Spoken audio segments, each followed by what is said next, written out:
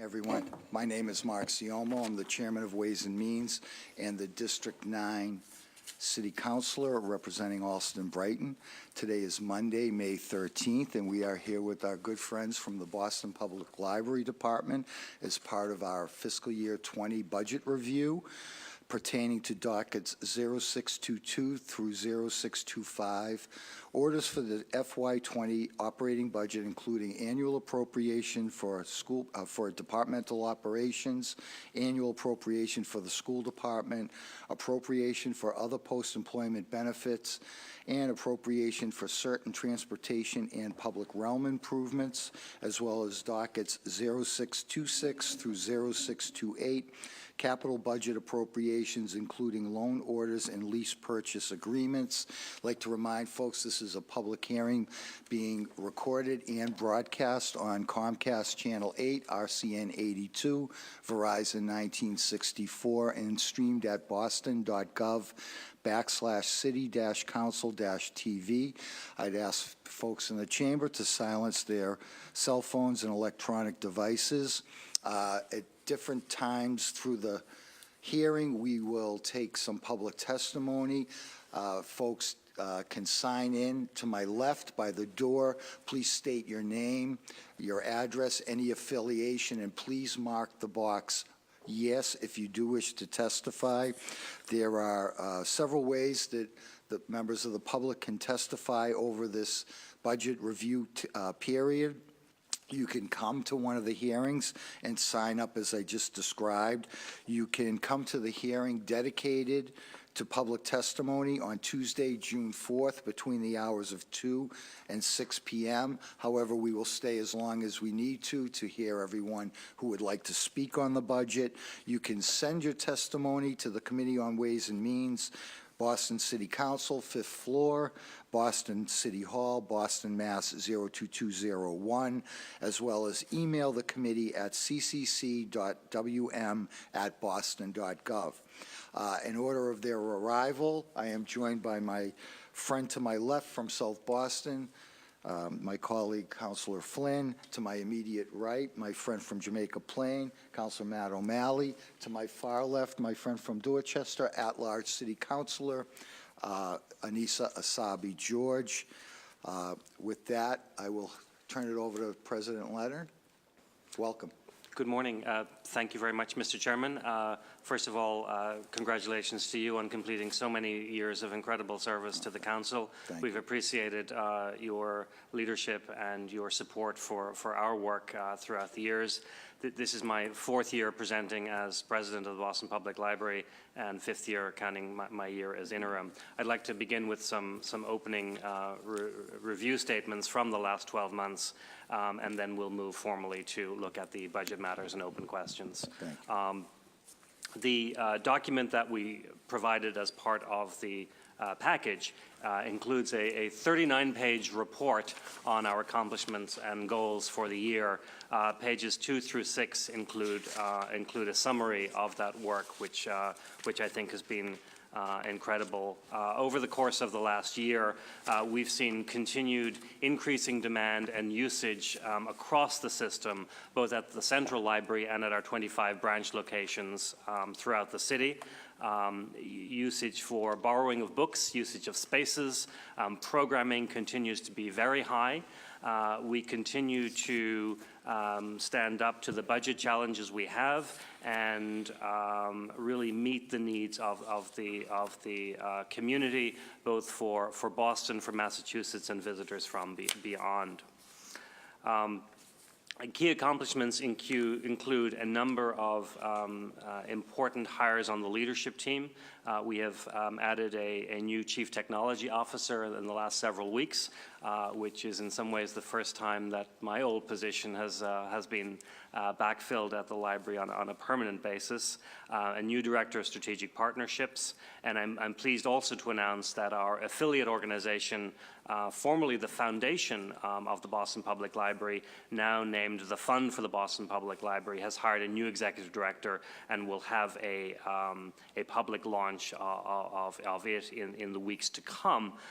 The relevance of that is that is hoped to bring additional private money to our budget and really close some of the gaps that we have.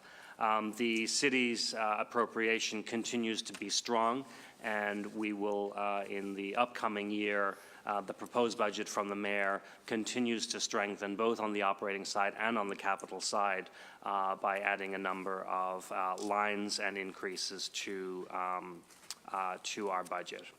Key accomplishments which relate to the branches, and I know our City Council colleagues focus very much on the branches as part of the system. The Dudley branch renovation is past the halfway mark and is on budget and on schedule to reopen in early 2020. Looking back, we had a very successful reopening of the Parker Hill branch following more modest renovations in July of 2018 at the start of this fiscal year. Design has been completed for both the Adams Street branch and Rosendale branches, as well as the Rare Books department at the Central Library. Those three projects are now on the way to finalizing documentation and going straight into construction or renovation. And we have kicked off both the public programming study for the Fields Corner branch, and will do so also when designer selection is formally completed for the Faneuil branch. Additionally, we were able to accomplish smaller interior or exterior renovation projects at about the $100,000 level of investment for West Roxbury, Lower Mills, and South Boston. Those projects are in the various stages of implementation, and the fourth of those, of course, is the South End branch, which we'll be completing later this fall. The other area two areas I would like to point out relate to our collections work, and part of this relates to our special collections area. We were very pleased to announce the exhibition currently underway at the Museum of Fine Arts of the Toulouse-Lautrec exhibition. This is the largest loan that the Boston Public Library has done to a single institution certainly in recent years, where more than 100 works are part of that exhibition. And rather than just do this as a loan, as we would do institution to institution, we were able, through the partnership with the MFA and their sponsor, to ensure that any member of our institution, anyone with a Boston Public Library card, can visit the MFA for free for the month of June and see not just the exhibition but the other assets, thus ensuring that when we do a loan, we're also still faithful to being free to all, as is inscribed on the front of our building. In public service, I in particular want to highlight three areas where we are really engaging more explicitly and formally with issues of the day. The first relates to the pilot program with Pine Street Inn, where we added a social work outreach navigator to our staff. And that person has been responsible for several individuals obtaining housing. And we are, if the budget is approved as presented, we'll be adding capacity to that team over the course of the coming year. Secondly, we launched a Wi-Fi hotspot lending program where members of the public with a library card can go to a branch and borrow a hotspot, which is a solution to those who do not have access to broadband at home or cannot afford a full service data plan on their phones. Another way of ensuring that all of the residents of our city and state have access to these services and the resources they need in their own lives.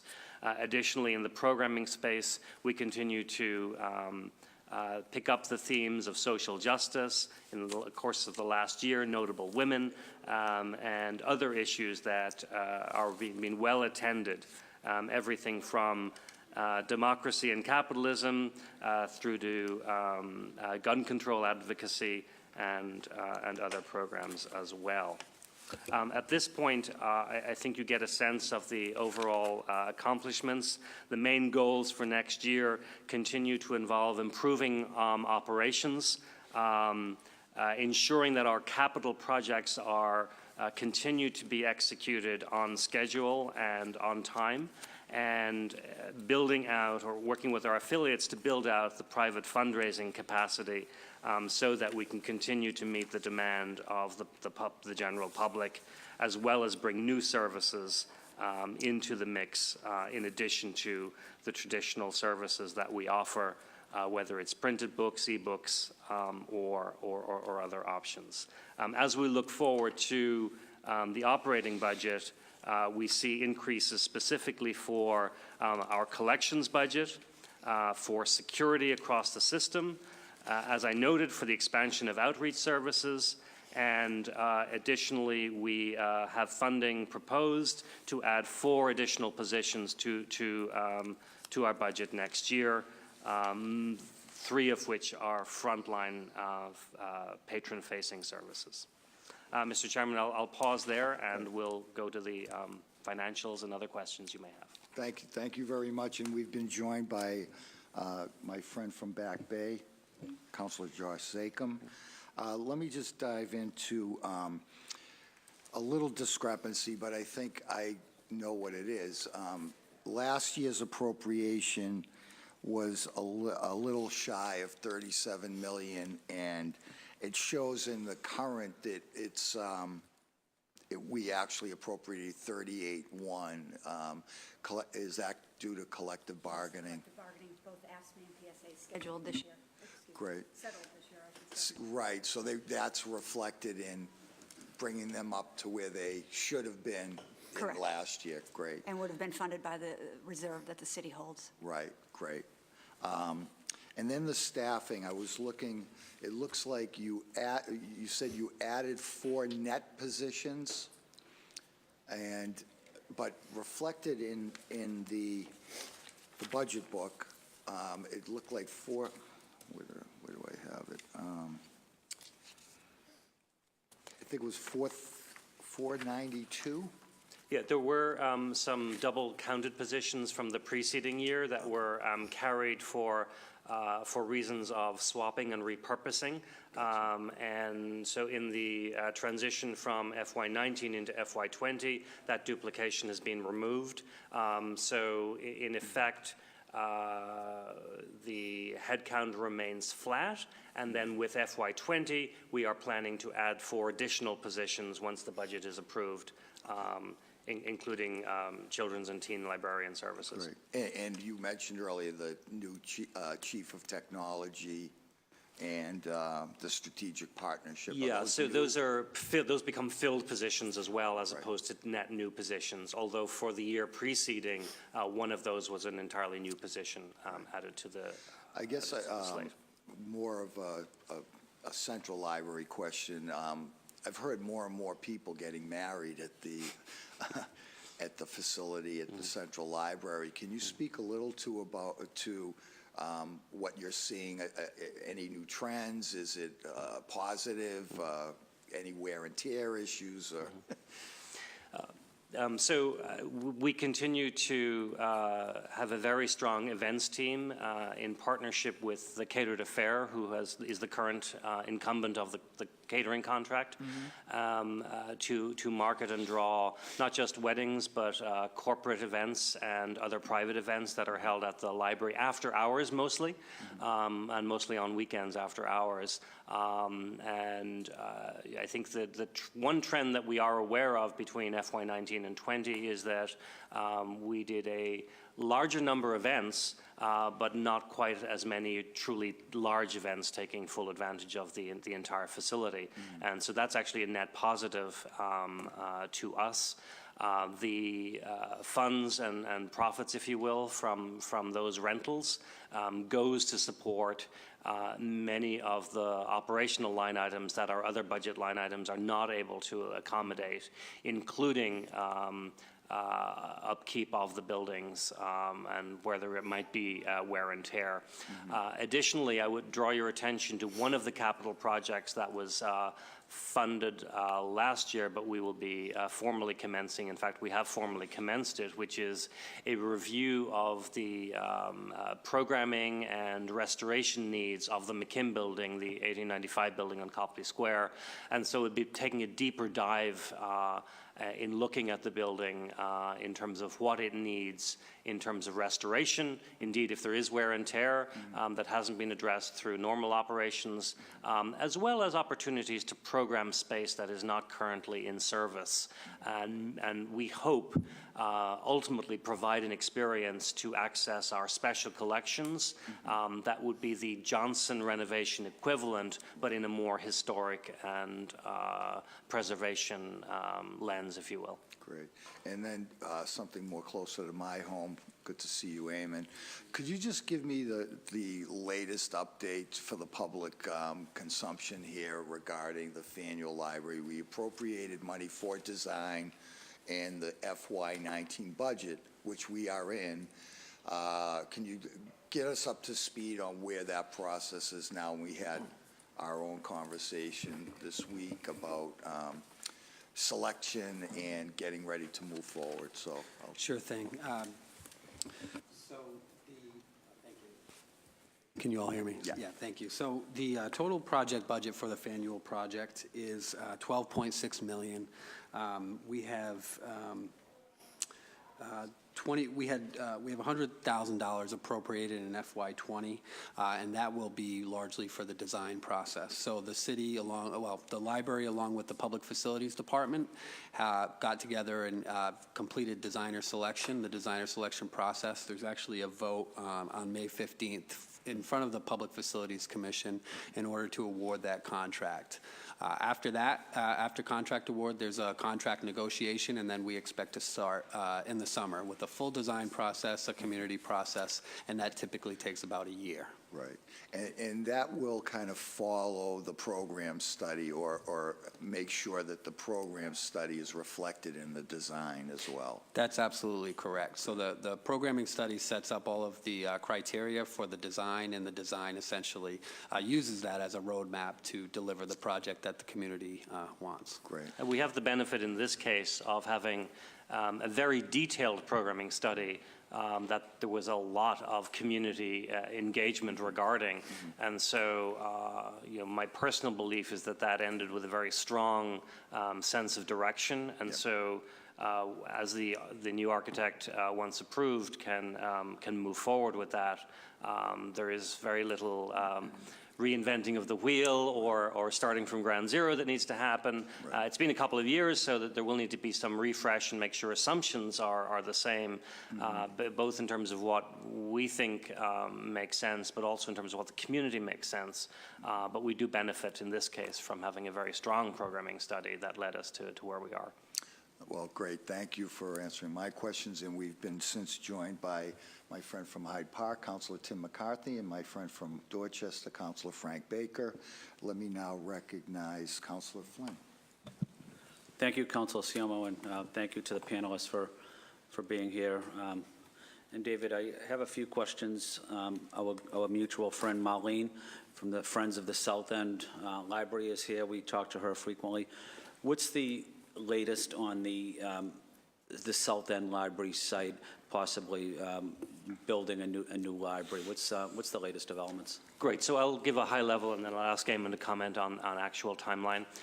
So as I think over the course of the last year, we all may remember, there were 2 tracks approved, one for interior refresh and improvements, and that work is largely focused on painting, carpeting, and what we have in the case of the South End that we don't always have is a very strong friends group with the ability to do independent fundraising. And so in their case, they brought additional funds to the table, some of which we hope to use for some internal furniture in addition to the city appropriated work. And that should be happening, and Eamon can speak to this this over the next 6 months. Again, the Friends have been very involved in that process and continue to push us for, well, can we just do a little bit more? And so I think we'll end up with a very strong interim set of improvements there.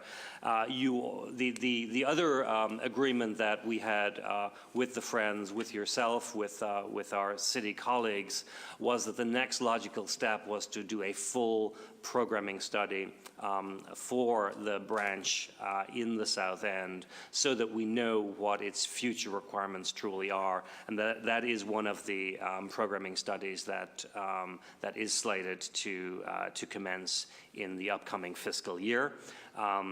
There are a number of programming studies, as you and your colleagues will note, and so there may be some opportunities to combine some efforts, and we'll be working with our colleagues at Property and Construction Management, the Public Facilities Department, to see where there are opportunities to take advantage of economies of scale and move more quickly than we would normally be able to do.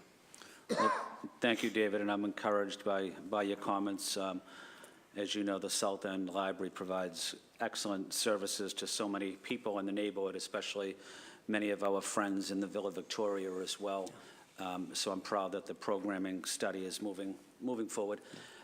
Could I shift a little bit on the Chinatown Library? We haven't had a library in that community in 50 years. Under Mayor Walsh, we have an excellent temporary library. I know we are moving forward on potentially having a permanent library, which is very encouraging. So I want to say thank you to you and to the Walsh administration. Can you give us a little bit of update on what the latest is?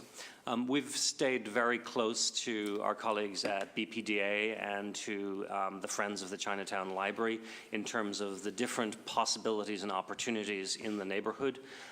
This is such a dense neighborhood that there are a very limited number of possible sites where a permanent new home for the Chinatown Library could be.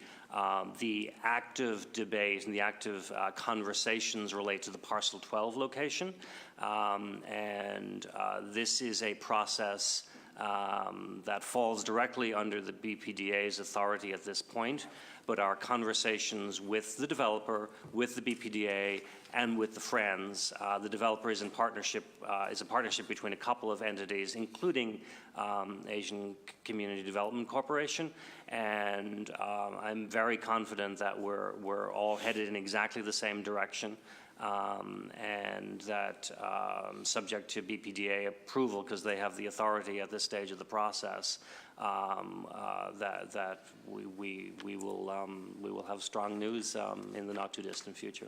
Yeah, thank you. I know that's encouraging, and thank you for your leadership on that important issue. That's going to be a tremendous asset for the community to have a new library in Chinatown. Yes, it's 1953, I believe, and now Right. we're in heading into year 3 of the temporary location at the China Trade Center, which, even though it's only a 1,500 square foot space, has been a tremendous success and well-attended programs. Right, and they have a new head librarian there. I had the chance to meet her several weeks ago, and she's doing an outstanding job. Thank you. We'll pass that feedback along. Excellent. The South Boston Public Library, I know they're doing the courtyard outside over. I had a chance to go by there last week. I met with some South Boston mothers today. They were asking me about a changing station for their children, maybe in the, I guess maybe the women's room. There is one there, but if it could be a little larger. But also, my overall goal is to, as we're going to do in the South End and Chinatown, is build a new library in South Boston. That's what I'd love to see as well. Any thoughts or comments about building a new library? We can work together, work with the administration, but also just in the short term, if we can maybe address that issue, the changing station for mothers and fathers. Happy to take that under consideration, along with many other things that we now consider, just a standard offering that we should have in all of our locations, where there are opportunities to retrofit or ensure that there are changing stations in in more than one of the restroom facilities that make sense, we'll continue to do that. So Eamon will take that under consideration, and we'll happily update you there. With respect to the long-term possibilities, we are now in year 3 of what has been the strongest and largest capital budget commitment by the city and by the mayor, and with hopefully, again, this will be the case with your approval in FY20 of renovations across the system. And so all of those locations that we flagged needing substantial work in our process in 2012 now have a project. Of course, time has moved on since that original study was done, and there is a next level of assessment work that we need to do. And so we again would happily welcome dialogue about any of those locations that don't yet have a long-term plan. But I would note that this is already a strong capital plan, and our goal is to execute that which is already approved as successfully as we possibly can. But in the meantime, we're happy to have future conversations about other areas that have needs too. Thank you. Thank you. Councilor O'Malley. Thank you, Mr. Chairman, and good morning. Ladies and gentlemen, thank you for the great work you do each and every day. Like many people, I was lucky enough to have grown up in this city, and going to the West Roxbury Branch Library as a kid was something I look forward to every week. And I really value the library's system in Boston, and I mean this in all sincerity. I think the system is being better run now than it ever has, and I want to really acknowledge Mayor Walsh's commitment, your leadership, David, your incredible team. Some really great things are happening, and I appreciate not only the resources, the support, the budget growing as it should. I'm hopeful it'll even grow a little bit more by the time we're done with this process, but you've also been nimble, and you've sort of reacted to the fact that people use libraries differently now than they did when many of us first went, so I think that's important. A couple of brief questions for the first round. First, it's more of a request. I have a number of young parents in my district, obviously, and they really love the programming that is offered in branch libraries during the week. There's often, a bilingual story hour, for example, at the Connolly Branch Library that's very, very popular. There's other things at West Roxbury. The issue is that I believe the Central Library is the only one that offers programming on Saturdays or Sundays, probably because of lack of just the way the shifts work out, I assume. But given the fact that so many parents work and want to be able to take advantage of these wonderful opportunities, can we, or how do we even if it's one Saturday or one Sunday a week in some of the branch libraries, is there a way to offer some of that programming in the weekends? Not every week, but at least maybe once a month. Michael, do you want to take that? Thank you. Yes, I believe this issue came up through some of the constituents at the JP branch. Yep. And Priscilla Foley, who's the director of the branches, has spoken to JP, and I think they've already begun planning to start doing some programming on Saturdays. It is a scheduling issue with staffing. The JP branch, as you know, is one of the busiest, is the busiest branch in the system, so it's difficult just to keep up with the people who are coming in out of the door. But we have floater librarians who move from branch to branch, so by scheduling an extra floater on the days that the children's librarian plans programming, we can accommodate it. So they're beginning to do that already. That's great. Okay. I would just add that all of the branch locations do have opening hours on Saturday, but not Sundays. Yep. And so where there is opportunity, we're continuing to try and add some programming on the Saturday mornings at least. That's great. Where that's appropriate. You will see in the FY20 proposed budget that 3 of the 4 new positions proposed are in children's and teen services. And so even if those are based at Central, it adds more capacity to that layer of our offerings across the system, and would free up some of the floaters possibly on the weekends. So that's certainly what we would love to do. It's kind of being victims of our own success in some ways. Mr. Chairman, imagine if every budget hearing went this smoothly. You ask for something and you get it. This is why you guys are doing so well. Can you talk briefly about sort of the timeline with the Eggleston Square branch renovations? I'm going to pass that back to Eamon Chilton. Okay. Sure. So One of the things we should preface with all capital projects in the upcoming year, we are going to be in discussions with the Public Facilities Department, and so we both share capacity issues from time to time, and we have to coordinate both of our schedules. So there are times where we're ready and they're not, and vice versa. So Eggleston, we have had some discussions this year in the housing with public assets conversations, and so that has been sort of part of an active discussion. In terms of next year, we are going to start a programming study for Eggleston. And so we don't have that in the timeline just yet, of exactly where it will fall in the year, but likely it would be in the fall, early winter timeframe. Okay, and I know these things take time, and I'm still incredibly grateful for our partnership with the Jamaica Plain branch. One thing I'm very proud of, to have played a leadership role on that. I guess this would be more of a suggestion going forward, is that you're going to have sort of, because many of the facilities are old and are in disrepair, you're going to have sort of a clamoring for every district counselor is going to be making the case for his or her branch libraries. Maybe it would make sense going forward, look at like a 10, 20-year plan, almost similar to Build BPS in terms of when we can expect things, because I do think sometimes people's expectations can't be met as well as perhaps we'd like them to. So I know that it's on the I know it's going to happen, but I want to set expectations at a reasonable sort of level with my folks. Sure, and one of the things I want to add to David's point earlier, we are going to look, because of some of the capacity issues, we are going to be looking this year to bundle some of these programming studies, not the design process, but just the programming process. So this could be a candidate where we're working on multiple branches at once. Good. Good. And then briefly, before my time expires for this round, can you talk a little bit about, to that end, there's been some talk about looking at sort of a mixed-use development, housing over some of the branch renovations. I love the idea, particularly if we can get it to net zero carbon construction, which I know is something that we've talked about that there's a lot of interest for. Can you talk a little bit about sort of that? And that's, I think it's mostly many of sort of the more downtown branches where we're looking at that. Yeah, I think this has been a very interesting and compelling idea to research. We've looked at examples both from New York, Chicago, and other parts of the country where they have some proof cases of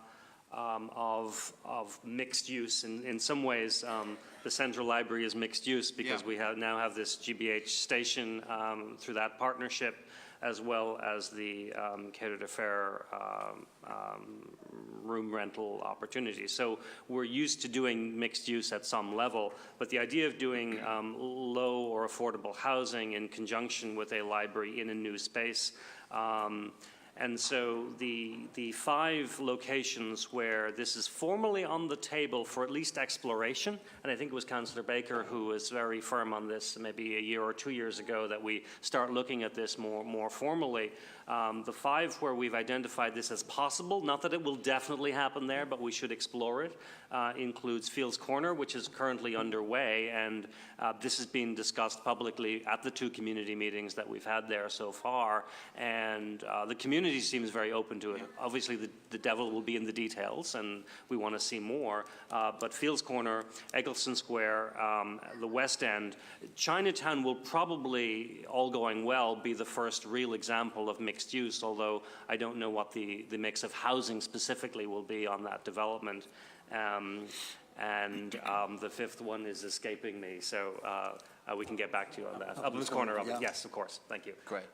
Although that's a multi-site RFP, and so whether there's actually housing or a different use in combination with a library on the specific site will remain to be seen, but as a multi-site development, that certainly will be a mixed-use process. Great. Well, thank you, David, Michael, Ellen, Eamon, Laura, for all your great work. And thank you particularly for the incredible Friends of. We are lucky to have such dynamic Friends of our branch libraries. There's been some great cross-collaboration. There's sort of a burgeoning one at the Connolly branch where you had folks from West Roxbury, JP, and Rosendale, and Councillor McCarthy's district sort of come and help walk them through the process. We're seeing incredible programming, great author talks, and it's really, they've been the unsung heroes and a great partnership with all of you. So thank you. Thank you. And we've been joined by City Council President Andrea Campbell and her son. Chair recognizes Councilor Asabi George. Thank you, Chair, and thank you all for being here today and for the work that you do across our city and all of our neighborhoods. and in particular in the downtown branch, which is obviously the flagship, although I think every neighborhood thinks that their library is the flagship. Last year and over the course of the year, we often talk about the impact that our homeless community has within our branch libraries and in the downtown branch, and the work that, and the opportunity that the libraries have to connect individuals dealing with homelessness, dealing with substance use disorders, dealing with mental health disorders. There's opportunities to support them. Can we talk a little bit about how we've changed our model, how we provide those services and support that work in our libraries? Sure. Thank you so much. This is work that librarians and library staff have been doing for many, many, many years. And so the current crises that we see for patrons at risk really has taken it to a more formal step.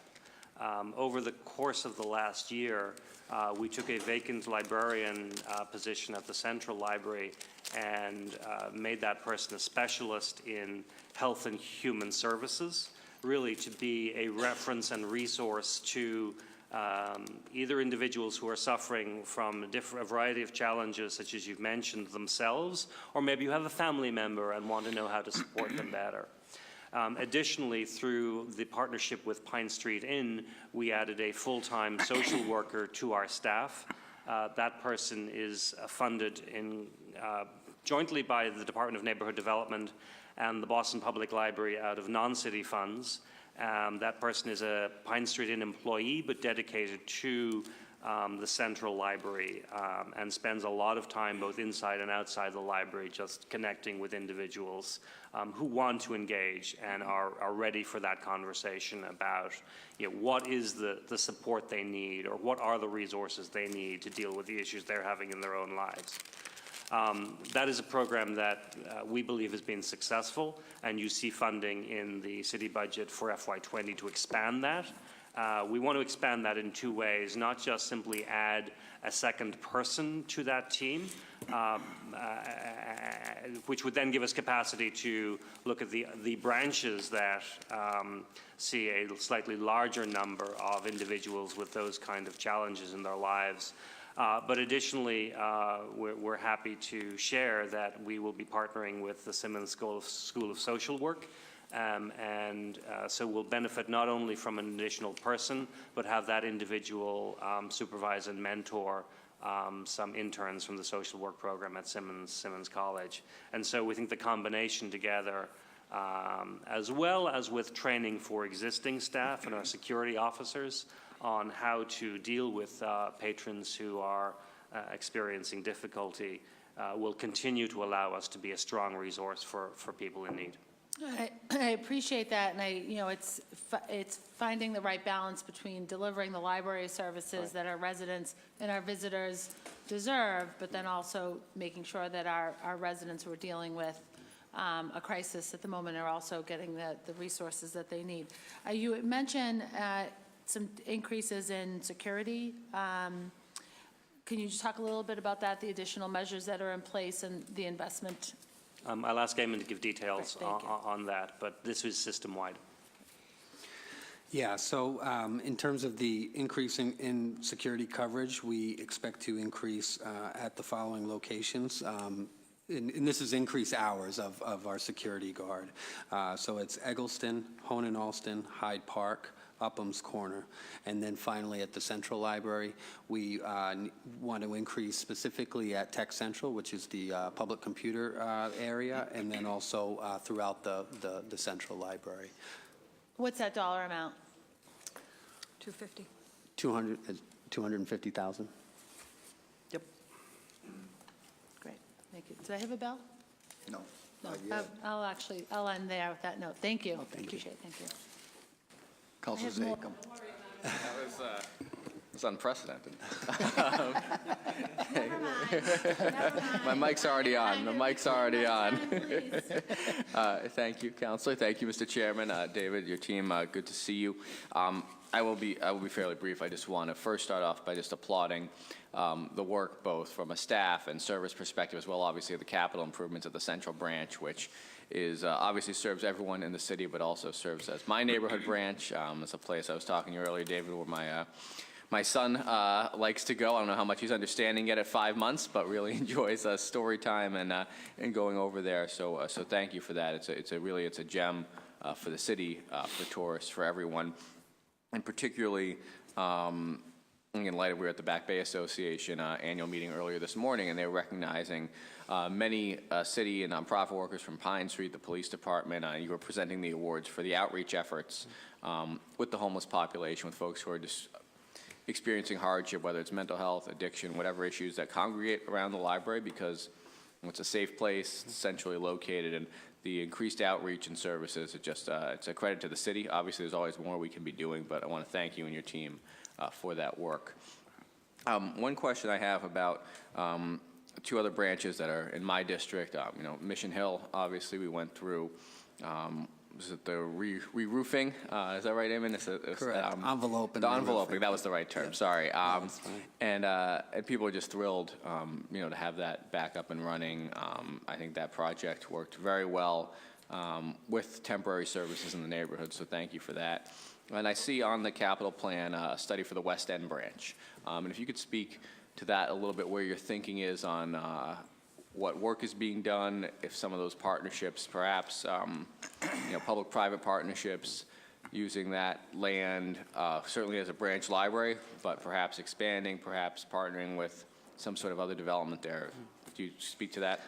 Yeah, I mean, we're still at the very early stages from a planning point of view on the library's agenda with respect to the West End, but the city's Housing Innovation Lab did a public process over the course of the last year, and this was one of the locations where there was both developer interest and strong community interest in taking this a step further to see what could happen on that site with respect to having a renovated library, but benefiting from a development on that site as well.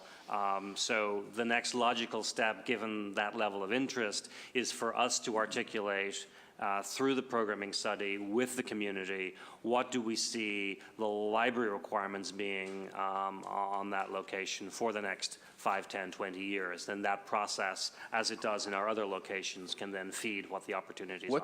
What's the footprint of that parcel? Do you know,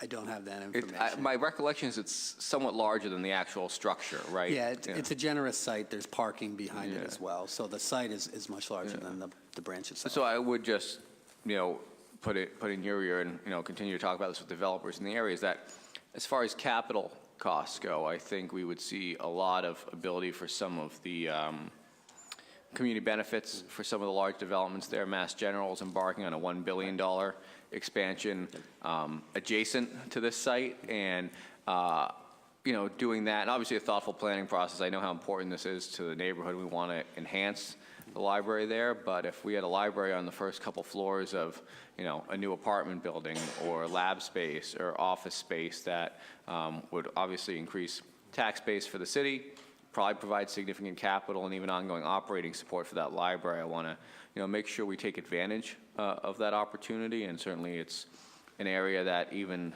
in our infrequent and hopefully far off economic downturns is still very bustling, given proximity to Mass General, to some of the colleges, some of the other hospitals there. So I think that's a real opportunity.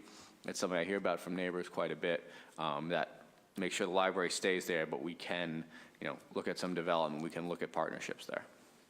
Thank you. Thank you. Thank you. Councilor McCarthy.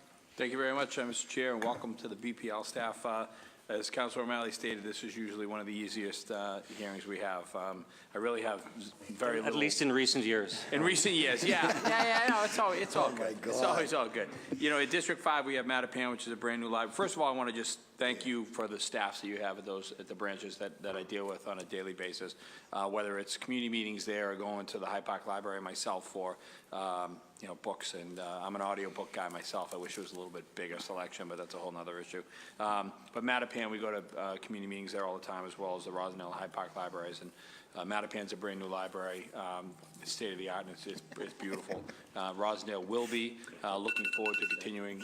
Wow, that was quick for me. Sorry. That was an easy spell. All right. I'm looking forward to continuing the process of the Rosendale Library. I mean, it's really exciting, and you've got so many great people working on the project. I probably won't be elected by the time we put a shovel in the ground, or at least definitely before a ribbon's cut, but I'm going to show up anyway for the free coffee. The Hyde Park Library, just a couple issues I have. I know we're doing the waterproofing and the anti-mold stuff down in the basement, which is absolutely needed. My one concern is last year I requested that somebody take a look at the floors. When you enter, you have the front foyer, and then you come through, and where you check your books in and out, you have the fireplace in the old library, and then the new computer little lab there in the old library. Those floors are the original floors, and they're starting to get in tough shape. And if I requested this last year that we have somebody look at it, and now it's gotten one more year. And I think that if you let it go a couple more years, you're going to ultimately end up needing to replace those floors, which would be a shame. I have a 140-year-old house myself. We had some spots that when we first bought the house needed to be repaired. We took the wood out of the closets to repair them, so we maintained that old wood.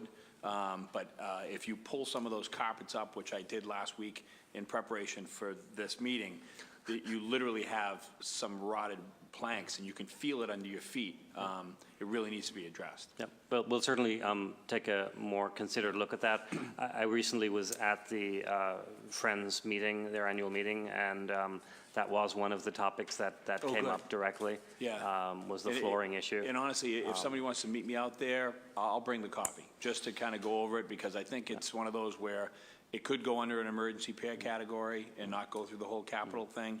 And I think it's to that point where you're either going to be ripping up that floor and putting in brand new flooring, which would be a shame, I think. Great, okay. So that's it. Thank you. Thank you. Council Baker. Thank you, Mr. Chair. Good morning, David, and to your team. So I have a lot going on in my district. Adams Corner, getting ready to start construction in the fall, or Summer, right? summer? Yep. Oh, even So, better. Everybody's excited about that. Fields Corner can we talk a little bit, just touch on Fields Corner? Is it a CAC that we formed for us? Like, just so I can explain, and it's actually in Council Campbell's district, but we share it, so we've had a lot of people calling. Just the run up to it, we do a programming study first, and then can you lay that out for me, please? Sure. So with any renovation, there are three phases. There's programming study, there's design, and then there's construction. Often there's a gap between the programming study and design, but we generally really like to go straight from design into construction. That seems to be the optimum configuration. During both programming study and during design, we have a formalized community engagement process. These are two separate processes, one during programming study, one during design. They average between 3 to 5 full-on community meetings. While we do designate a community advisory committee, all of the meetings, that committee does not meet separately than the public meetings. The public meetings are the community advisory committee process.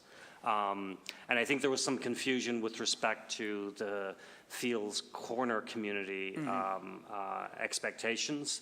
I think, as you noted, this is a rather busy community from a number of projects going on, and I know the BPDA has a slightly different approach when they run community process, where there are more dedicated committees that have separate meetings from the formal community meetings, and so I think that's really the source of the confusion there. Yeah. I think over the last 2 weeks we've gone an extra mile to clarify how that works and ensure that anyone who wants to be part of the process can know when the meetings are and is welcome to come to the meetings.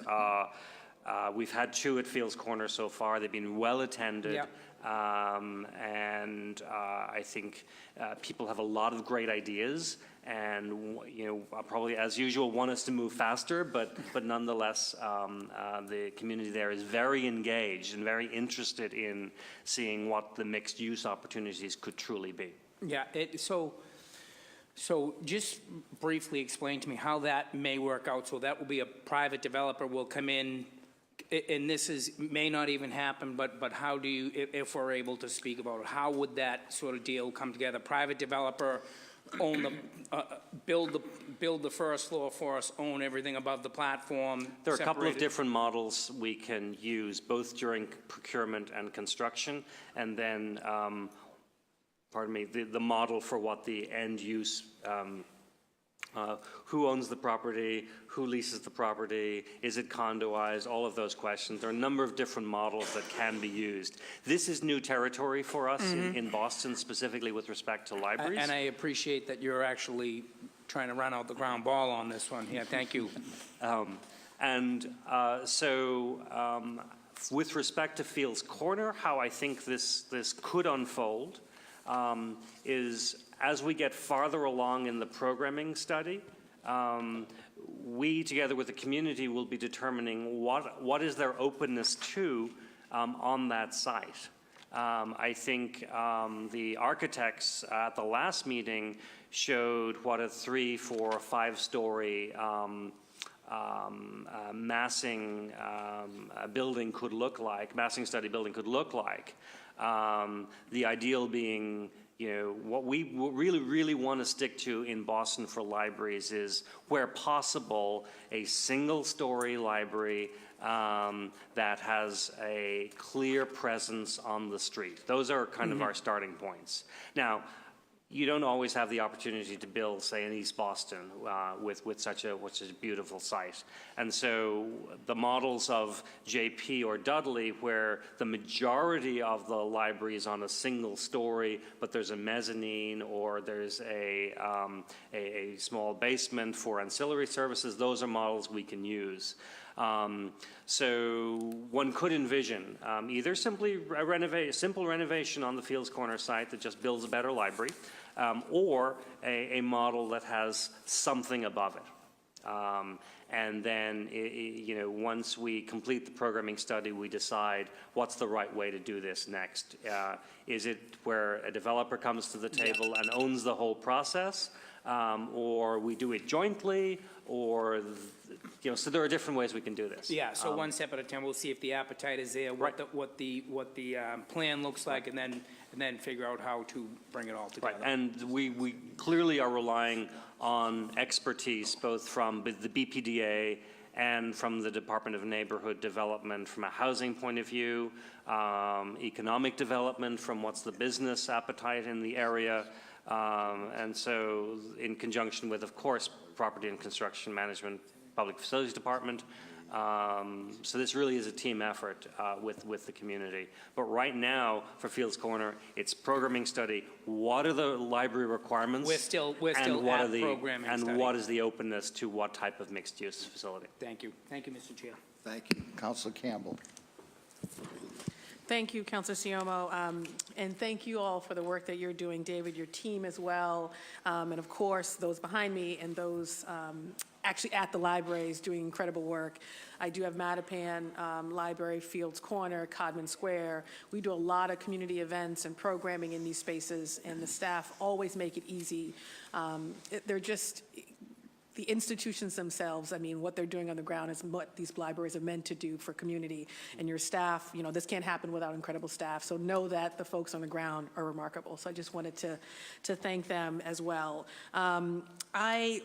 Thank you for the questions, Councilor Baker, and your responses with respect to Fields Corner. We are tag teaming that, so this was very helpful. Really excited to see the investment in the Lower Mills Library as well. I didn't mention that's also one in my district that folks use frequently. So that's fantastic. I have more questions though with respect to Codman Square. Excited to see an investment, curious to see what that will cover and what the vision is for Codman Square. Obviously a lot more to do there. And then I have some follow-up questions on Codman. So I agree. We're happy to see actually an increase to the budget for Lower Right. Mills. So even though it's still a more modest interior set of refresh, we're able to do a little more than we had originally thought we were going to be constrained by. So we agree that was a location we were able to deliver on expectations there.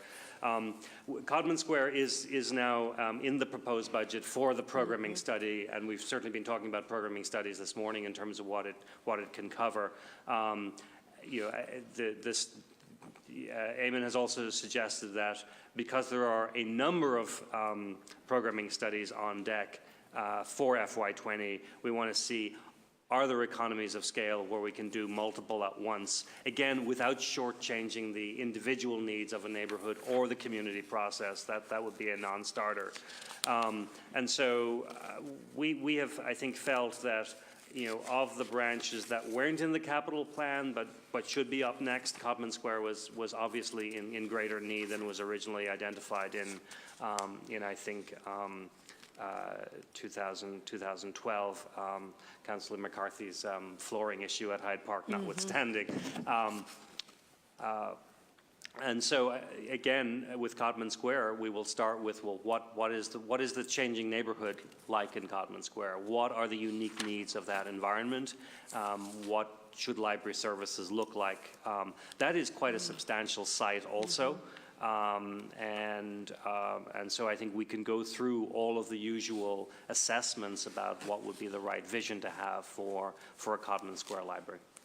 And just how, on average, how long would a programming study start? So programming study usually takes the full year by the time we bring on, because we do bring on an architect to lead that process with our colleagues at Public Facilities Department.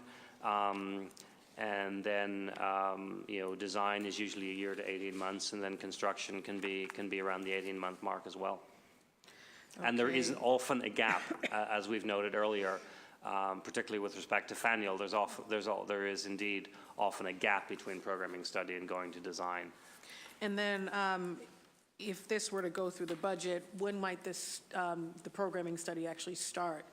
So we would be authorized to start no earlier than July 1. And once the budget is approved, we sit down with Property and Construction Management, plan out all of the projects that have activity planned for FY20.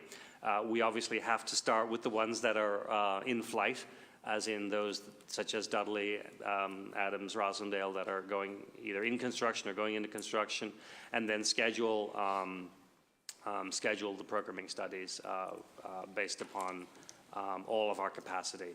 As noted earlier, there is one additional headcount requested in our operating budget, our proposed operating budget, the mayor's proposed operating budget, for an additional staff person in our project management office to help manage this slate of projects, so that we don't run into the problem of setting an expectation and then not being able to deliver it for the community. I was just quickly looking at, there's a resident, I'm going blank on her name, who emailed me this morning, of course, about Codman. And I told her there's some stuff in the pipeline. It's not going to happen overnight. If we could make it happen overnight, we would. But in the interim, in the immediate, we get a lot of complaints about, I think it's Walton Street on the backside, the trash, maintenance. Are you guys responsible for the maintenance on the exterior of the library, or is that Public Works? So it actually varies by location, which is part of the complication in responding to constituents' requests. Although Eamon has a very good handle on which rules apply for which, we can talk about Codman in a second. Okay. We've had the opportunity over the course of the last year to restructure part of our facilities department, and one of the managers that we are bringing on to a vacant position will have primary responsibility for branch facilities, which was not the case previously. And so I think over the course of the next year, we'll see an increased ability on our staff at the Central Library that has system-wide responsibility to be responsive to neighborhood needs. Okay. And yes, we are. We are responsible for the exterior. For Codman? For Codman, correct. And what's the best way, or who's the best person in the department to get someone out there when things get sort of a little unruly. I think you're talking to him right now. Okay, perfect. So we'll follow up for sure. That I sounds appreciate great. it. Yes. Very helpful, and I do know you have some very committed residents and neighbors who live right, who abut the library, who do just incredible work in terms of maintenance and cleanliness, and not just sort of during Love Your Block, really all year round. There are some of the Friends groups who have Yeah. chosen to play a role in helping beautify several right. of the locations. So we're trying to think about how we can coordinate a little bit better to get more support. Thank you, guys. Thank you very much. Thank you. Before I go for a second round, Marlene, do you want to testify? And I don't know if David, you signed up? I'll wait till the end, Counselor. Okay. Thank you. Can you, okay, fine, this works, I guess. Marlene Nienhuis of the Friends of the South End Library. I just wanted to point out that in the last 12 years that I've been coming here off and on, there have been some very contentious meetings with me at the center, and I'm very happy to report that this past year has been a very positive year in terms of how we work with the BPL and David Leonard and Eamon and his project team.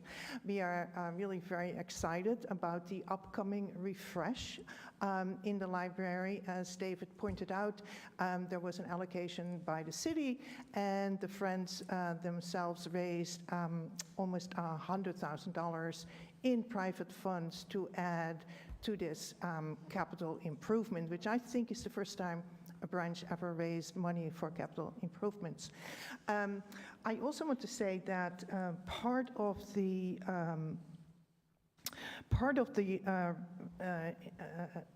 improvements also include the park, because this library has a park that is in fact owned by the BPL, but because it's a park, it's managed by the Parks Department. And while it can be great to have two agencies manage the same property, in our case it was pretty disastrous because it always fell between the cracks, and for a long time, and certainly when I came in, it was a needle park.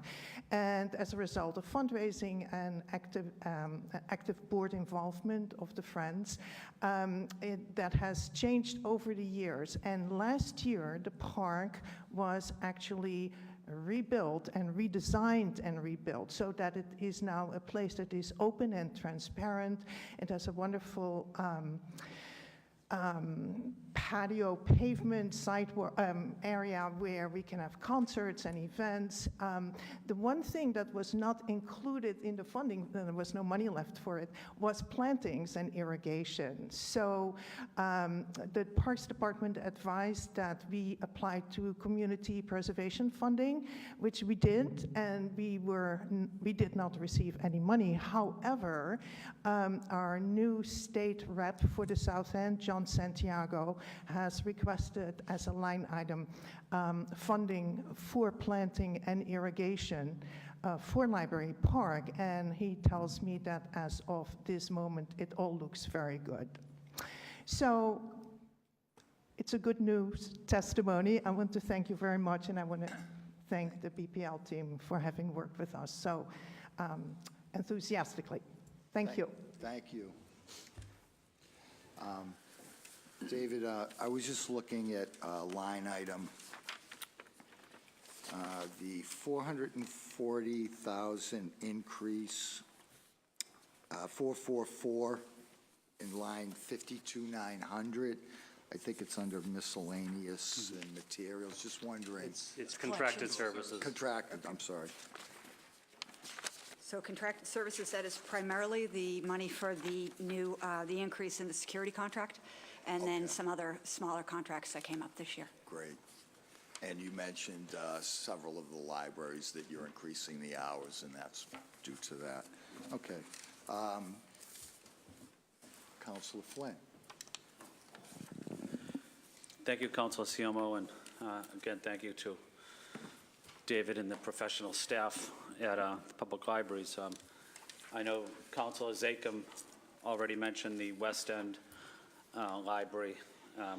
Although that's not in my district, it's a short walk away, so I would support Councilor Zakem in working closely with you on the future of the West End Library. I know it serves a lot of people in my district as well. David, could you give a brief update on the library in the North End? Again, that's not in my district, but it's just a short walk away. A lot of my constituents from the downtown area do use the North End Library. I'll defer to Eamon on where we are with this. Sure. So although we've done some minor operations and maintenance type enhancements over the years, the North End project has been in the capital plan at least as long as I've been here. So that's 6 years. And so this is the first year that it is also included as cash flowed for a programming study.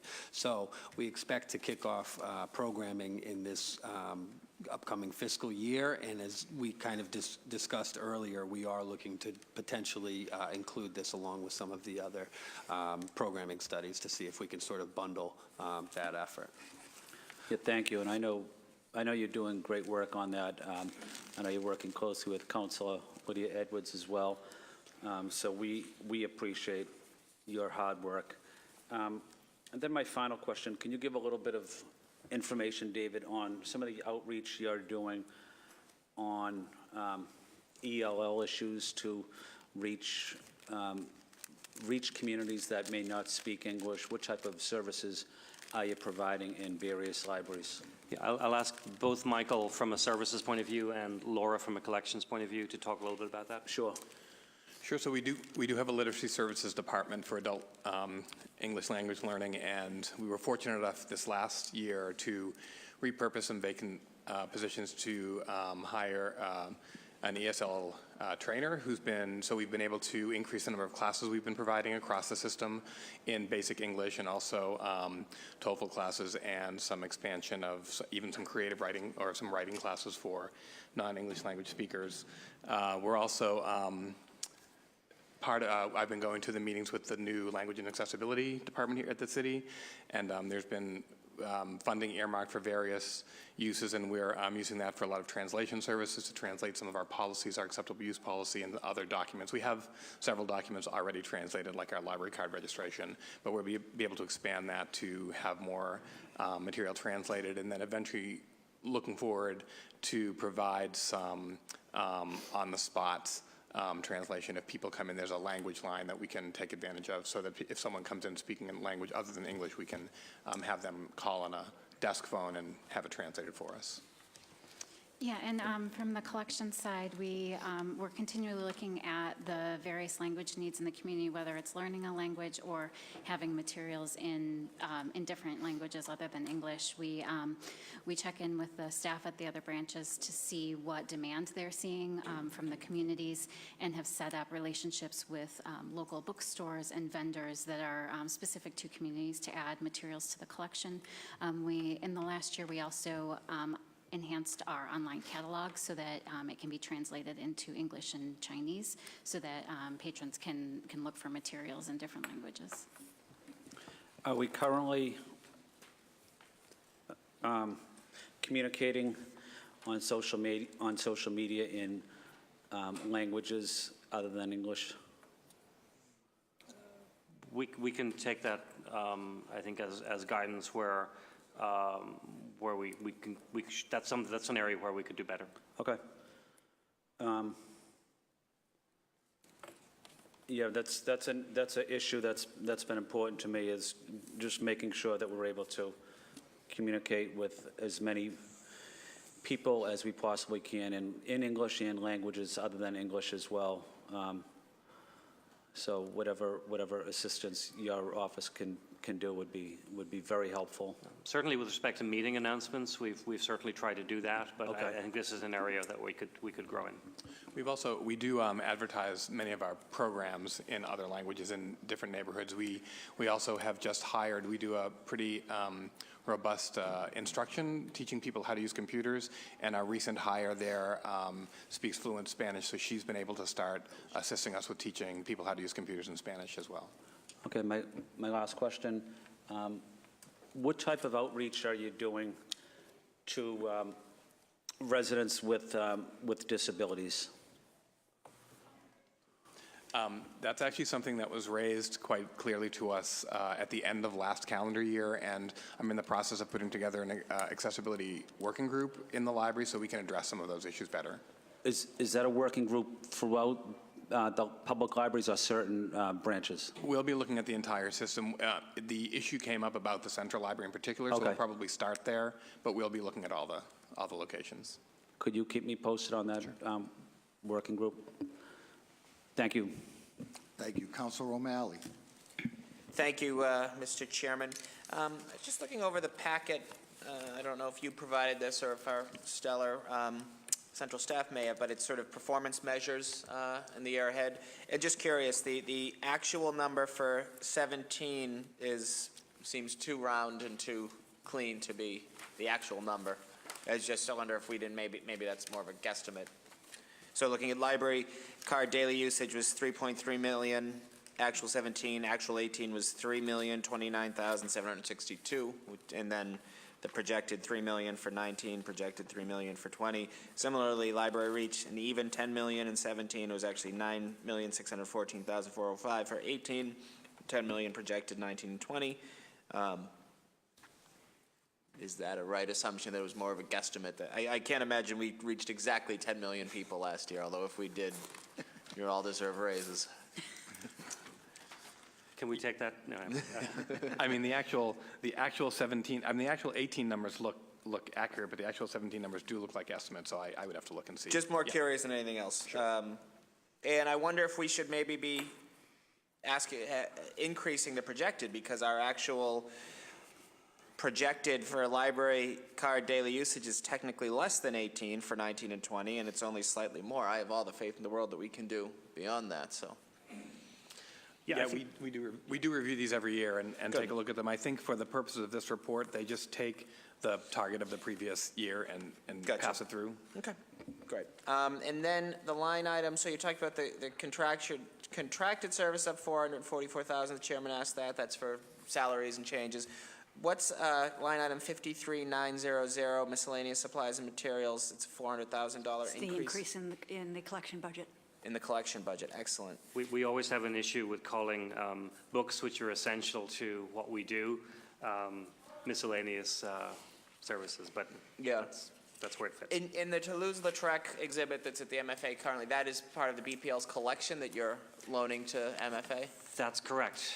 There are 109 of the 350 Toulouse-Lautrec items in our prints collection currently on loan to the MFA. That's fantastic. It's one of my favorite painters. I haven't seen it yet, though. There's also 4 of the posters being put on display one at a time at the Central Library as kind of a teaser, if you will, and a reminder to visitors that this is part of our collection. Yeah. And you can see the balance on display at the MFA. Part of our mission and our renewed mission is to ensure that our special collections are as accessible to the public as they can possibly be. And where we don't have the ability to put on an exhibition of that size at the moment, doing that in partnership with another institution such as the MFA just seemed right. Excellent.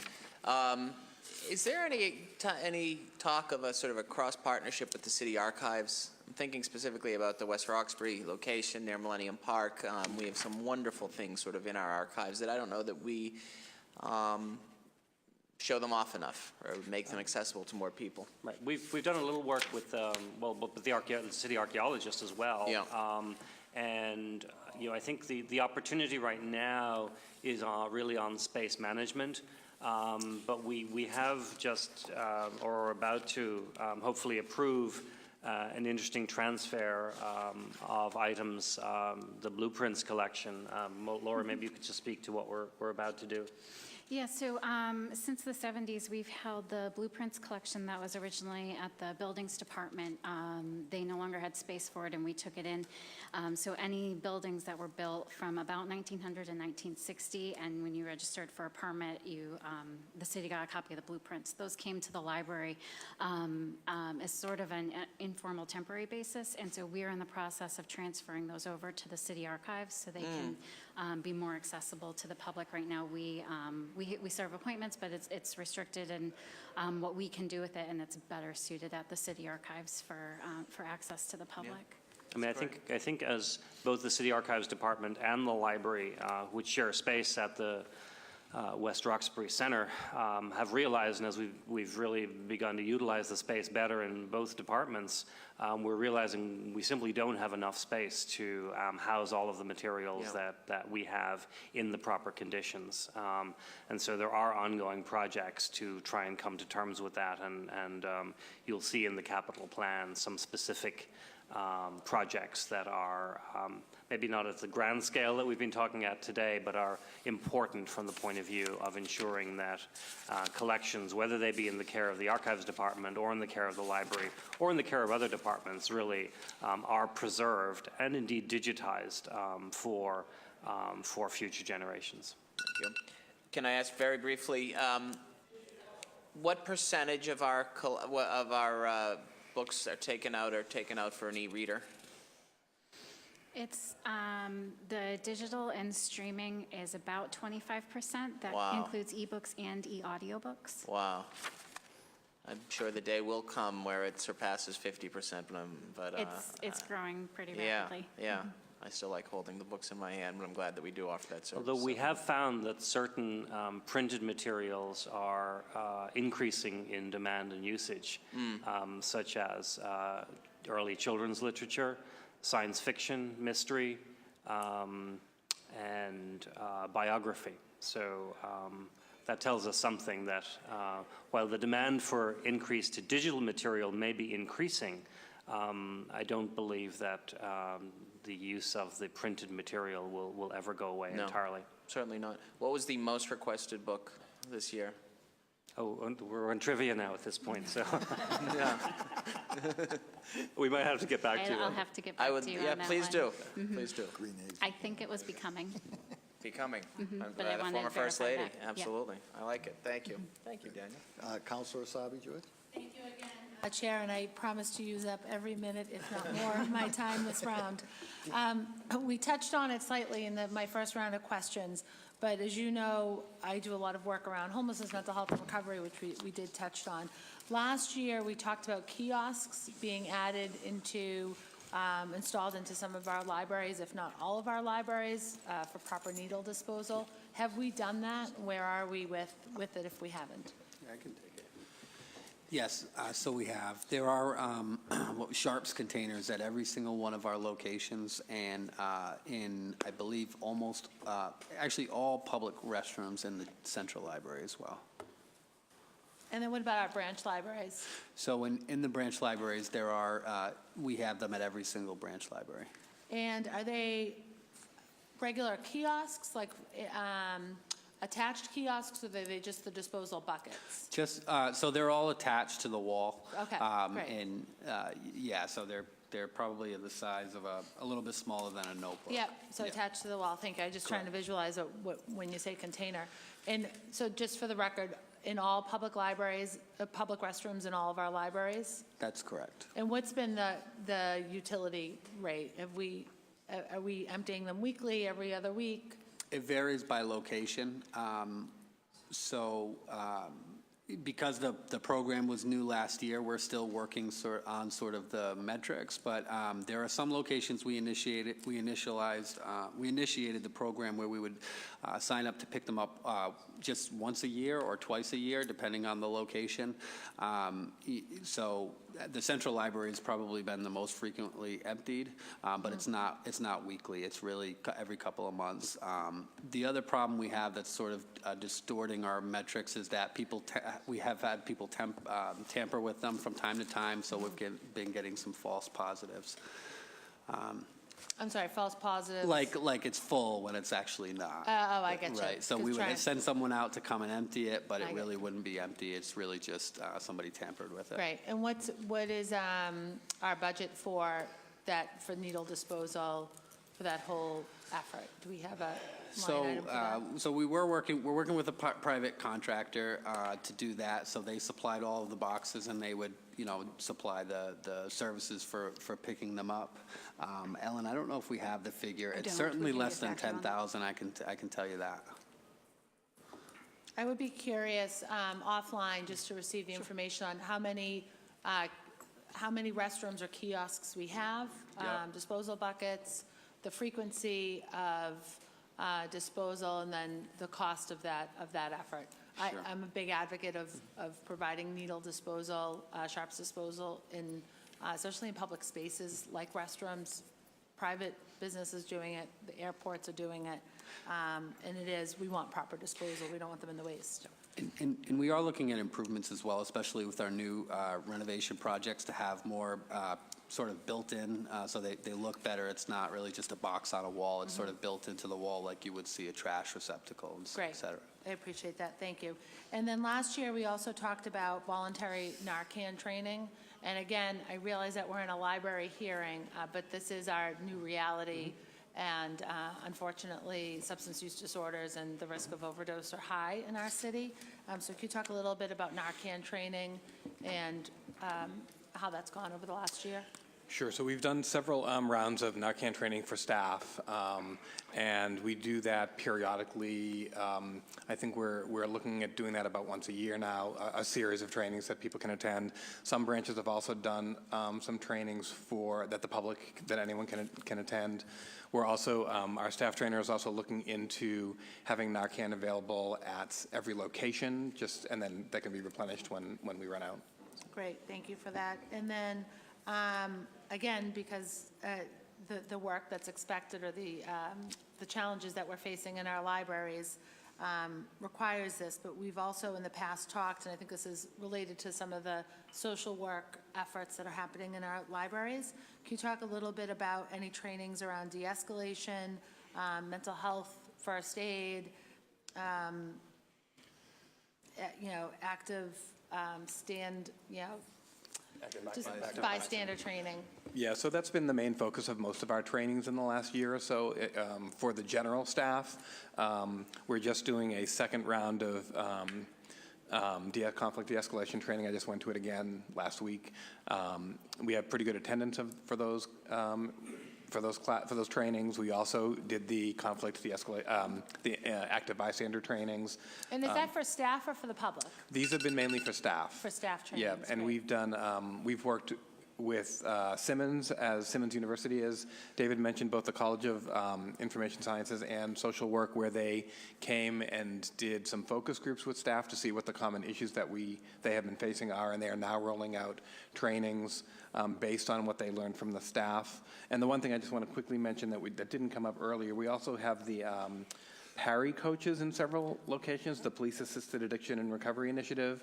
We have, I believe it's 5 locations, and it just came back into my mind when David was talking about what we've been doing, so I don't have a lot of details around that, but that was initiated at the beginning of this year, so I'm actually going to look into that and see how that's been going. Great, and then I know the bell rang, but in true fashion, I just want to go over for a moment, if the chair would indulge me. I know you have a homeless committee or a sort of a working group of library employees that are figuring out the best way to respond to incidents and just in the general changes in what services you need to provide. Can you reference that a little bit? Yes, that committee does exist. They haven't actually met for a little while because we've been focusing more on some of the external partners that we've been working with. The woman who kind of and since the creation of the Health and Human Services Specialist, she's been taking care of a lot of these issues, but that committee does exist, and I think I'll recommend having them come back together to see how things are going. Great, thank you, Chair. Thank you. Councilor Baker. Thank you, Mr. Chair. Can you mention the Parry services again? What are they? So it's called the Police Assisted Addiction and Recovery Initiative, and they are, it came through the police department, and I believe there's 5 branches where they have published appointments through the week where there is a Parry coach assigned to that branch, and people make appointments there who are dealing with recovery and addiction issues. They make appointments with that coach to come in and meet with them at the branch. And that's through the police department? That's right, yeah. Good, that sounds. David, did you have something to Yeah, follow? they are people who are in recovery themselves and have reached a point where they're able to then give back to the community and So like a recovery coach, and who are they meeting with? Are they meeting with people that they know and are already helping, or how is that connection That made? was the plan, certainly, to have these individuals be at a known location, and then others who are, about to, maybe are ready to have some of that advice or information, be a connection, be a resource for them. As Michael indicated, we need to get an update on how the program overall is going, as we're about halfway through what was planned to be the pilot phase of this. Good, sounds good. And can we talk a little bit about what the library's responsibility, your department will be in the Upham's Corner branch, like moving forward? And I mean, I know it's public facilities, but what would the vision be? We have such an opportunity there. I'm so excited for it.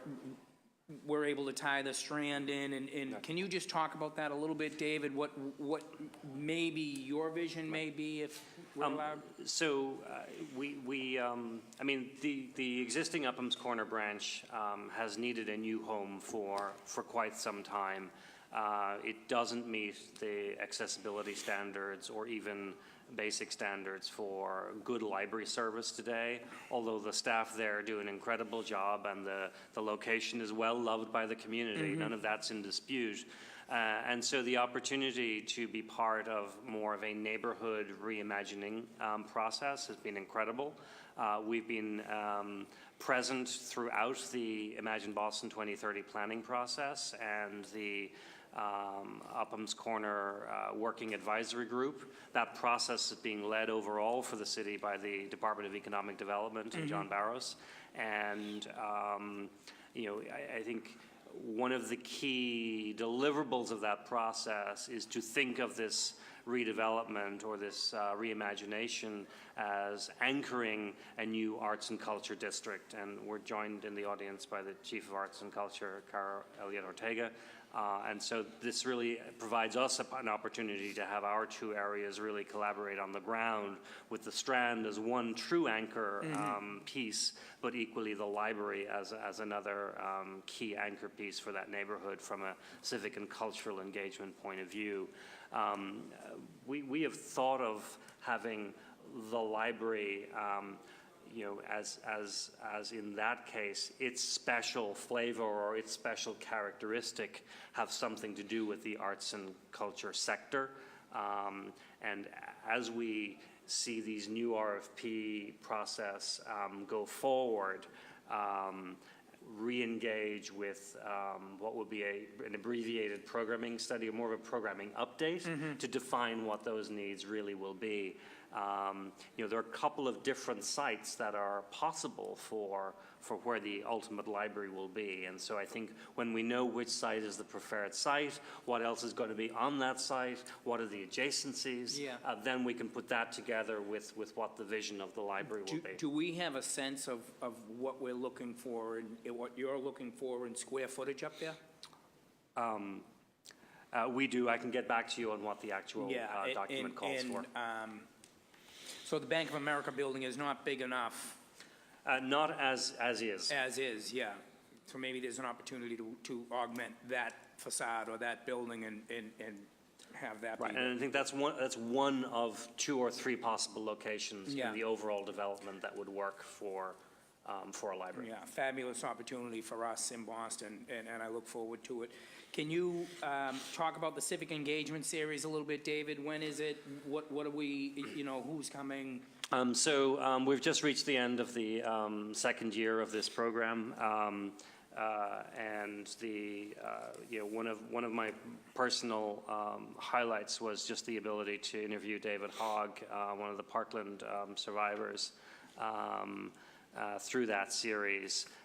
We will be doing one in the summer, which is a new book on chasing the moon, which talks about the Apollo story, but there's a big, strong piece of that talks about what was happening on the civil rights front during that period of American history. And so these are 2 entirely different topics, but are engaging in one case, gun control advocacy, in the other case, civil rights issues in the context of going to the moon.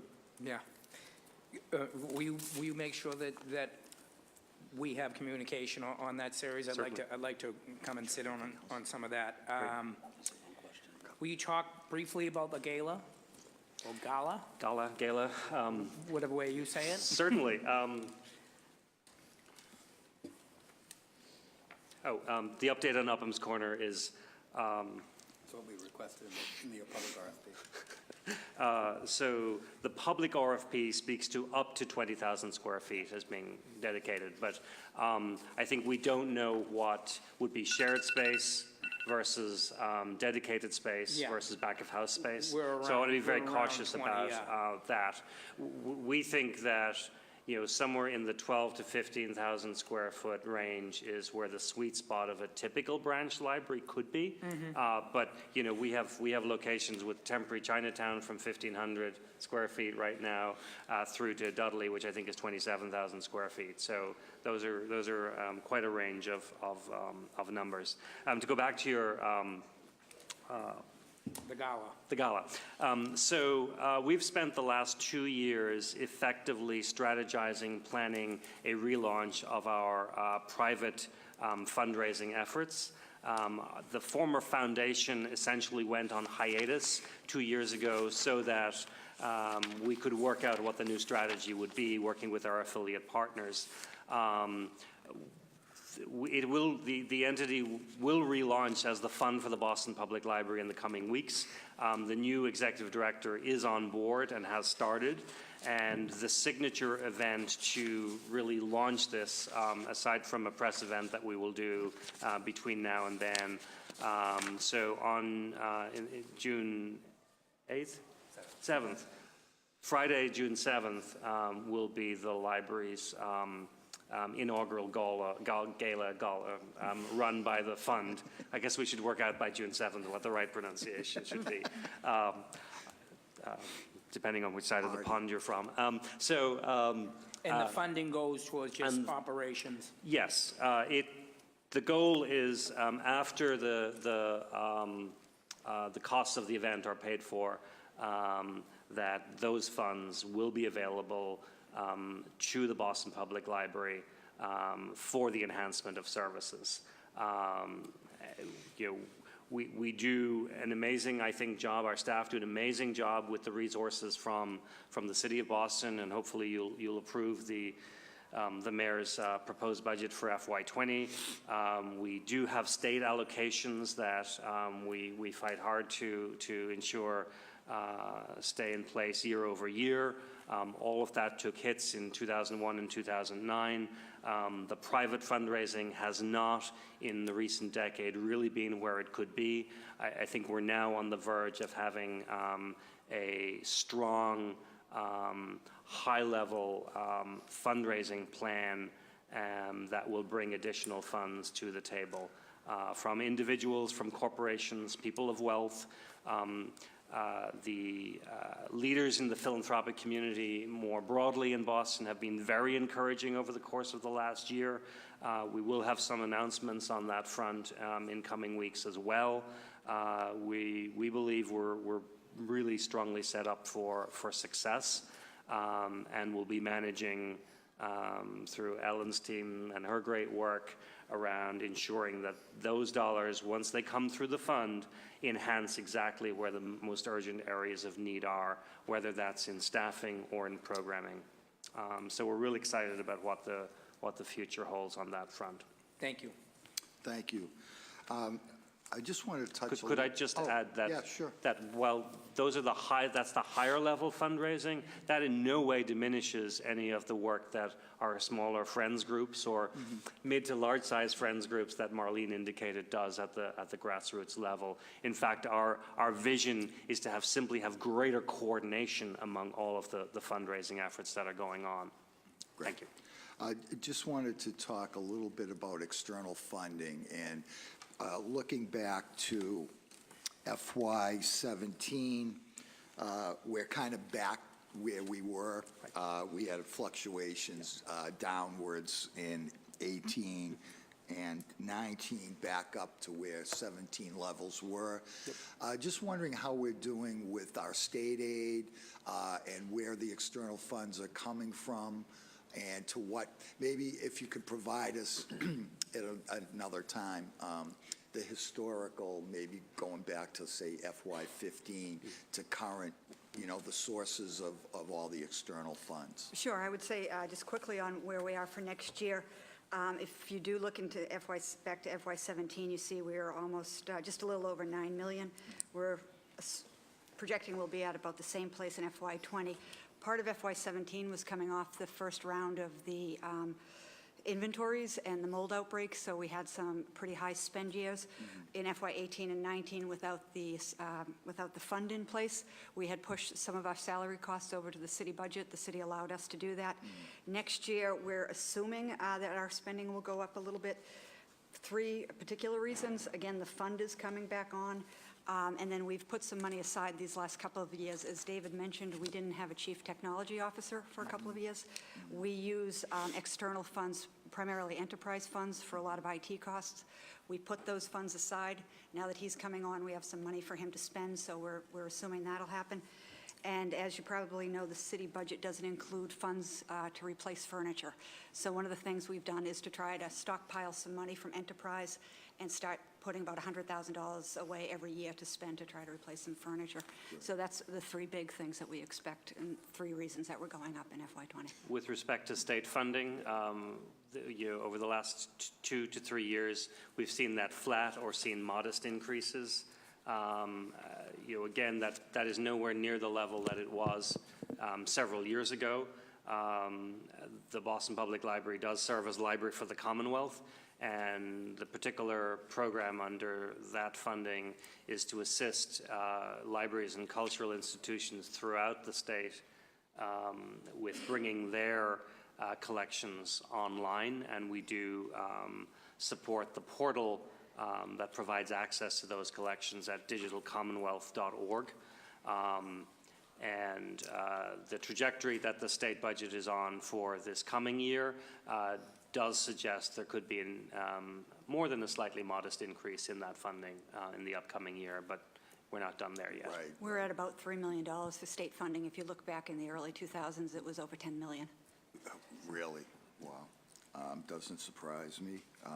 So, and back then there was other, was it a library of last recourse? Yeah, so that's, Michael can talk to that, but that program became the Library for the Commonwealth Gotcha. as we move more into the digital age. Right, gotcha. So again, you were citing what numbers, Ellen? About 2010, did you say, or it was 7? The state aid, do you mean? Yeah, I'm The sorry. state funding back in the early 2000s was when it started going down.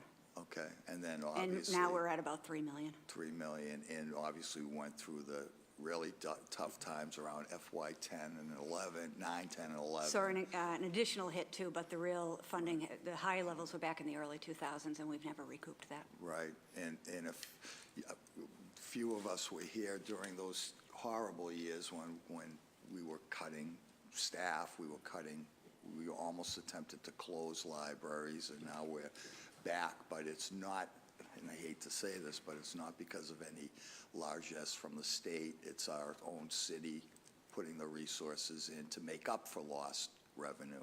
And I would say the enterprise money too, the Right. private events has been a fairly robust revenue Right. stream for us. Yeah, just, if you could just send me, one line. Sure. With the historical, and I guess Library of Last Recourse is now Commonwealth Aid, and there's also state aid to libraries. Are they under different names, so to speak? You could just do a net state aid statement. That would be helpful. Thank you. Councilor Asabi, George? Do you have anything else? Not Councilor Oh, Flynn? I'm sorry. Thank you, Councilor Siomo, and I guess just two points maybe. I know we mentioned the outreach on ELL and persons with disabilities. I also think about in my district in South Boston, if you're living at Mary Ellen McCormick or you're living at Old Colony or the Ann Lynch homes, it overlaps with Frank Baker's district as well.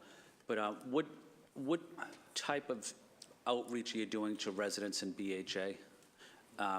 It might be a geographic distance from their location to the library. It might be difficult for people to get there public transportation-wise. But if that's the case, are you bringing services to them in their residence or their development? I think each branch is certainly targeted or tasked with, and Michael can talk to this as well, is defining what its outreach plan and program should be for the neighborhoods. We also have the Bibliocycle, which is our mobile unit that travels to locations across the city, and which I believe we're about to add a second one. Yeah, so we've really been looking at outreach much more seriously in the last couple of years and trying to build, taking our services much more robustly out into the neighborhoods. Our youth services have always done a really good job with that between schools. They work with the Department of Youth Services for incarcerated teens. So we've been doing a lot on the teen side.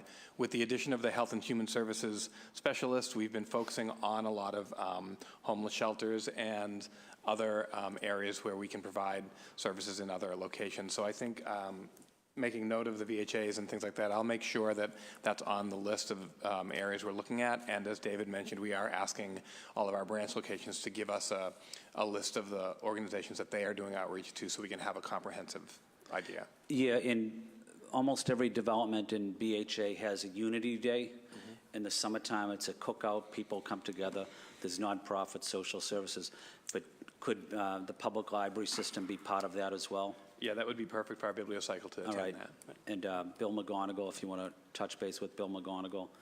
And I just I had an opportunity to talk to Marlene again. And we are getting excellent help in the South End Library from Kim Janey. We both share the district. Aaron Miklowitz as well, John Santiago, Frank Baker, as well as the at-large councilors. So not only is it the city officials, but it's also our state legislators as well. So I just wanted to pass that along to you as well. Thank you. Councilor Asabi-George. Now it's my turn. Thank you. So I received a question from a constituent in preparation for today's hearing, and it was about the enterprise fund. Can you talk a little bit about what that is, where that money comes from, and what it's used for? So the enterprise money is the private events that we run at Central Library. We bring in, I think, a little over $2 million recently, and then we pay all the associated costs out of it. That includes a 4-person staff. It includes the overtime for our custodians who work the events, security. We have to have HVAC people on site in case something happens during the event.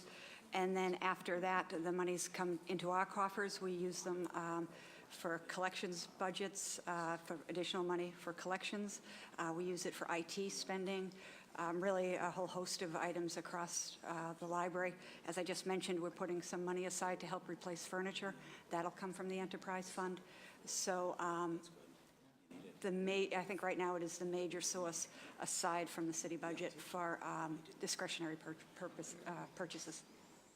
Again, which falls under the purview of the Board of Trustees from a budgeting and approval process point of view. This fund goes through the board? Yes. Great. Very good. And I just, based really on my questions from the earlier rounds, I just want to thank you for all of the work that you all do, but your staff across the entire system do, because it is more than just the books on the shelves. The world has changed both in how we're getting information, so the technology, the audiobooks, the way that library staff interacts with its guests, but then also some of the social issues that your library staff is responding to and responsible for in so many ways. I just want to thank them through you, and the system really has had to change and has adapted and has been very professional in its modifying the way that it delivers services to our residents. So thank you. Thank you. Thank you, Chair. Thank you. Do you have anything else? Great. At this point, David, did you want to testify?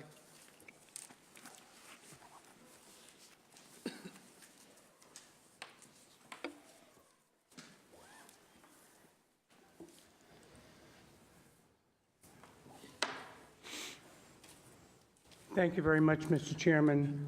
David Vieira from Hyde Park. I'd like to thank the library staff for everything they do. I know that there's been a lot of discussion about the branch projects that are going on right now, and they have a lot of balls in the air, and I'm not quite sure how they're able to do it all, but I will say they are doing a great job. I know I've addressed what I'm about to say before. I'm continuing to be concerned about the increasing commercialization of the Central Library. When we started this project a few years ago, I was all in favor of renting out spaces for events, weddings, etc., for after hours. And then we initiated a cafe, which grew into a restaurant, which has now grown into another cafe, the GBH radio studio, which I think is a great idea. And now we've expanded out to the sidewalk on the Exeter Street side, and we're serving beer and wine. I think when this whole thing started, I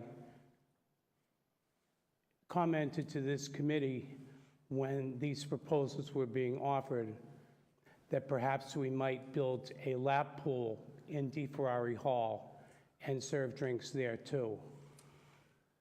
I see the need for additional revenue, but the expanding commercial footprint in our flagship library, to me, continues to be very disturbing.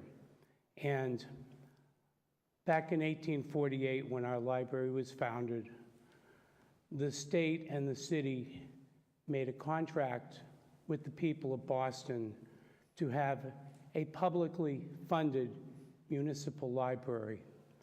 I know we are in a different age now, and I know that we are in a different financial climate, but I ask you to continue to look at the footprint in our library, especially now that you are discussing mixed use in our branches too. There's got to be a line drawn somewhere, and so far, all I have seen is expansion of commercial use of our library, and it continues to disturb me. Thank you. Thank you. Well, I want to thank you, your team, all the folks in the field who do such incredible work every day servicing our constituents out in the neighborhood. I look forward to Wednesday's meeting when the trustees, I believe, will vote on the potential Rita DeJesse community room at the Hone and Alston Library. I want to thank my colleagues who supported that resolution on my end, on the council end, and I believe the mayor wrote a letter of support. She's going to be 90 in September, and I think Eamon knows when you talk about Friends of the Library, she's the icon of Friends of the Library. She's been doing it for decades, and it is her love and passion. And I want to thank Eamon for coming out to the library and walking the grounds with us and taking care of those issues rather slowly, but I know it's not your fault. There's a lot of bad contractors out there. But I want to just say how grateful I am for the 12 years I've had. It's been tumultuous sometimes. We almost lost some of our branches, but I think we've rebounded tremendously, and I just want to thank you all for keeping things on track.